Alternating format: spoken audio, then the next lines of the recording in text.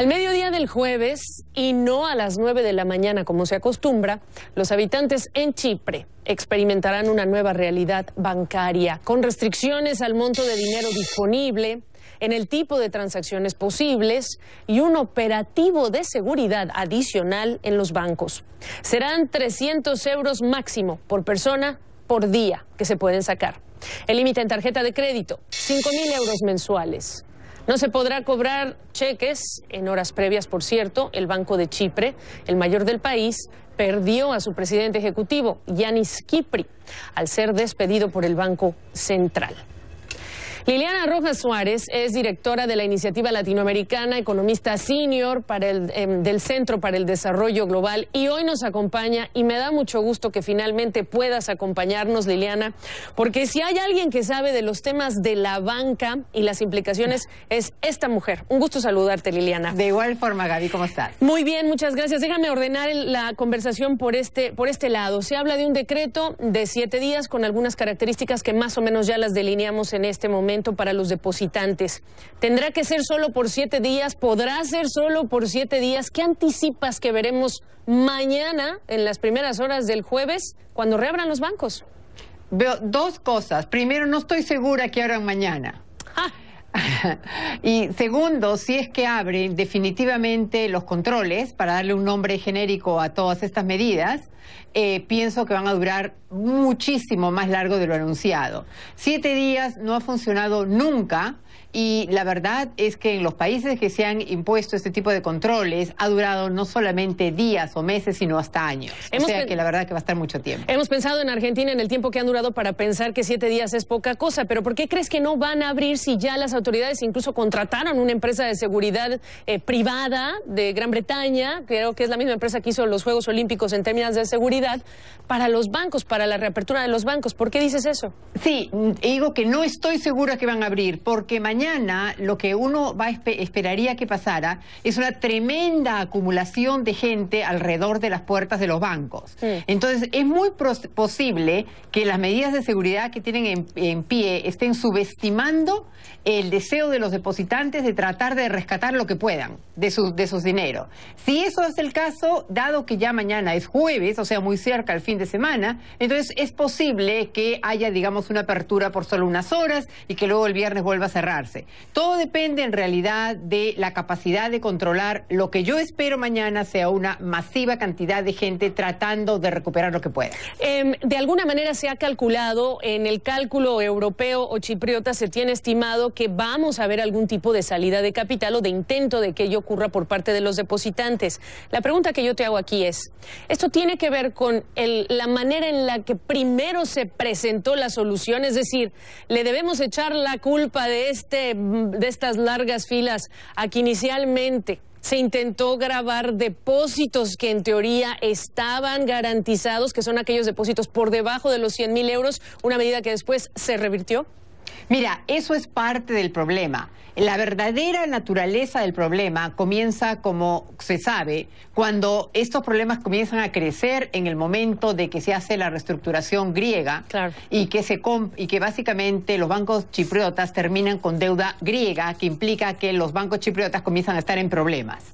Entonces, ahí ya la comunidad internacional estaba completamente consciente de que los bancos chipriotas tenían problemas y que la cantidad de activos no podían respaldar a la cantidad de depositantes.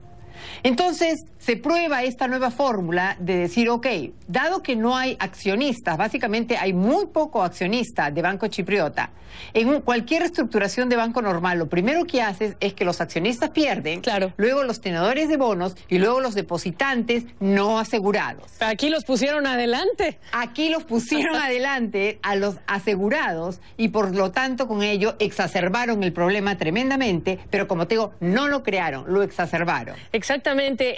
Mira, yo estaba escuchando las ideas de Michael Musa, ex ejecutivo del Fondo Monetario Internacional, de hace tiempo, cuando decía que en el mundo hay crisis de liquidez, de solvencia y de estupidez. Así es. Y en este caso, cuando yo estoy mencionando este término es porque describe el poco referente histórico que sirvió como lección para las autoridades europeas, quien quiera que haya sido, que haya tenido esta brillante idea, por lo que va a pasar mañana y lo que puede pasar en otros países, Liliana.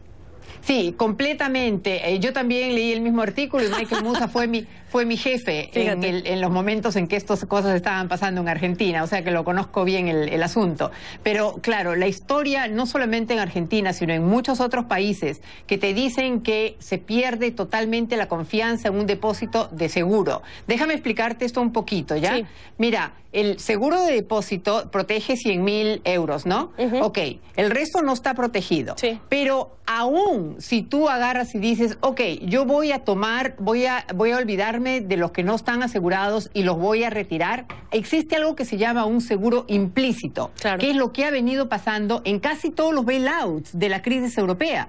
O sea, muchísimos depositantes, y también en Estados Unidos, los depositantes no han perdido en Estados Unidos durante la crisis de Estados Unidos porque había credibilidad en que iban a ser protegidos de una forma u otra. En Europa no existe, no solamente en Chipre, sino en muchas otras partes de Europa, no existe un sistema esquematizado de resolución de crisis. Sí. Entonces, en Chipre realmente recién se prueba esta fórmula en el cual sigues un proceso normal. Primero los accionistas son los primeros que pierden, después los tenedores de bonos y después los depositantes no asegurados. Pero es la primera vez que se prueba así en esta forma ordenada. Ordenada, entre comillas, pensando que primero era un impuesto que incluía a los depósitos por debajo de esa cantidad que está garantizada. Ahora, debo decir que pareciera que el no tener una unión bancaria podría pensarse como una limitante en contener, digamos, que el contagio, si me permites el término, para lo que le puede pasar a los bancos en España o en Italia, que son los dos países sobre los cuales en este momento pues está la mira puesta por lo que pasa en Chipre y lo que pueda pasar allá. Pero aún así, lo que me haces pensar es si efectivamente el presidente del Eurogrupo tiene razón cuando lo dijo por imprudencia y ahora lo han criticado, que esta va a ser la prueba, el laboratorio va a ser Chipre para ver si ahora donde está el dinero no es en donde están los tenedores de bonos ni quizá los acreedores o los accionistas, sino en los depósitos que son mayores a 100.000 euros que no están garantizados por la ley europea para futuros rescates.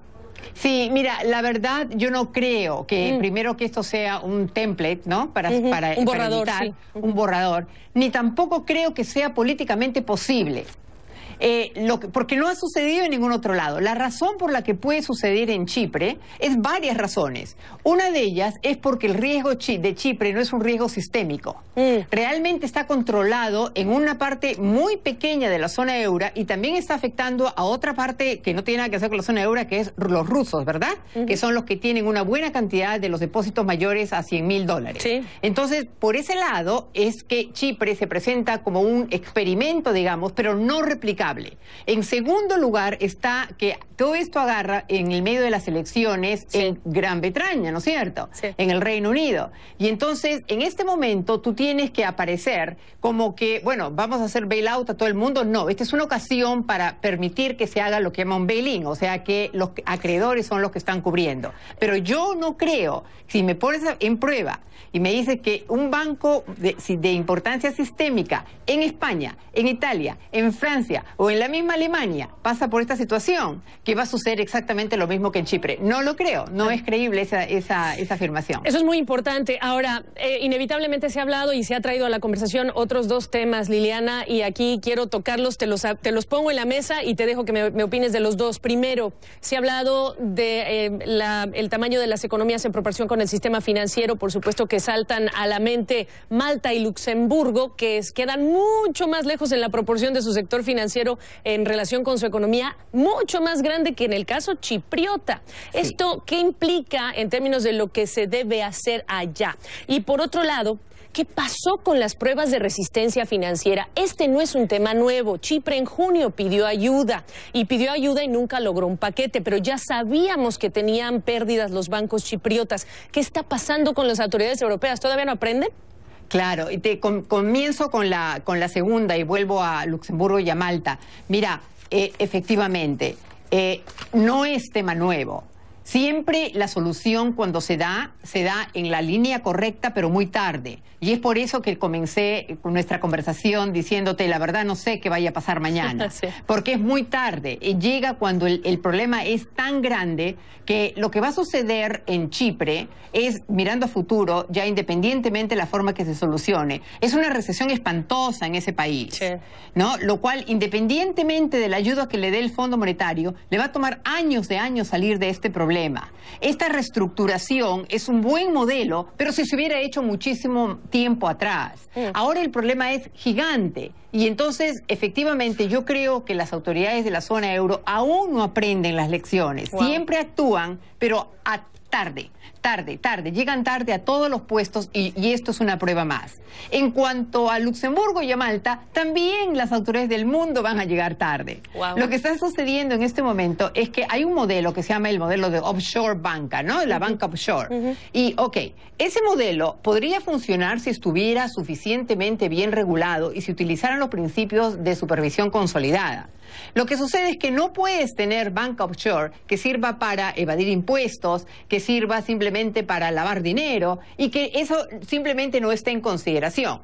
Ahora, aquí, y cuando hablamos de Luxemburgo, ya entran depósitos que no vienen de los rusos, vienen depósitos de todos los países desarrollados y muchos de los emergentes también. Y entonces, en este caso, yo creo que el tratamiento sería completamente diferente y que la pelota con los problemas en esos países se patearía mucho más porque justamente sí podrían ser riesgos sistémicos. Por último, Liliana, voy a empezar con una pregunta que Xavier y yo hicimos el lunes en el titular del programa del lunes y es: otra vez los bancos, ¿por qué otra vez rescatarlos? ¿Cuál es? Obviamente en el mundo de la economía siempre se analiza la alternativa. Se entiende que la alternativa podría ser peor si pensamos en el proyecto europeo, pero ¿hasta cuándo? Mira, el problema es que siempre van a ser los bancos mientras un sistema esté basado en la intermediación financiera. Bueno.